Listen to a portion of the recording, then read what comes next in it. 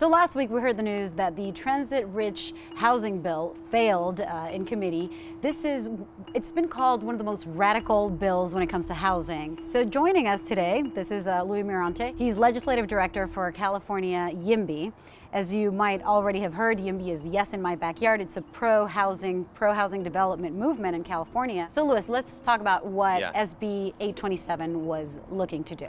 Okay, the bill would have allowed for more housing around transit, housing up to 4 or 5 stories in areas that cities have already designated for housing, but not dense housing. Many cities in California are experiencing a housing shortage, which causes the high cost of housing that many of us face. And that we're facing here in Sacramento because That's right. Many people from the Bay Area are moving here, increasing our own housing costs here. That's right. So what is it about this bill that people were opposing so much? Because, I mean, I've heard that this was, they called it the biggest takeover of local zoning. So the bill would have said that local governments could still decide where housing goes, but they couldn't limit the height of the housing up until 4 or 5 stories around the highest quality transit that California has.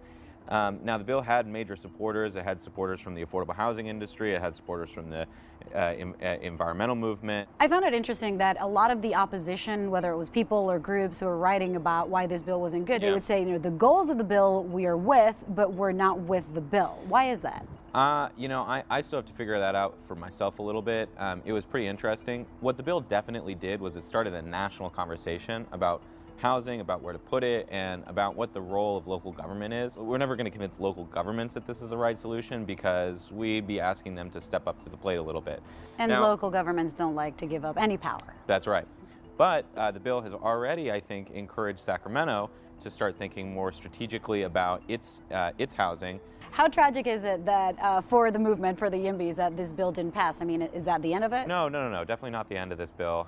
Well, maybe the end of the bill, but not the end of the policy of zoning reform. We have such a big shortage that we need to catch up on here in California. It's such a desirable place to live and work. And so we have to make room, I think, for all the people who want to live here if we're going to ever achieve a California that's affordable for everyone. Well, thank you so much for making yourself available, and we'll continue this conversation. Thank you, Lilia.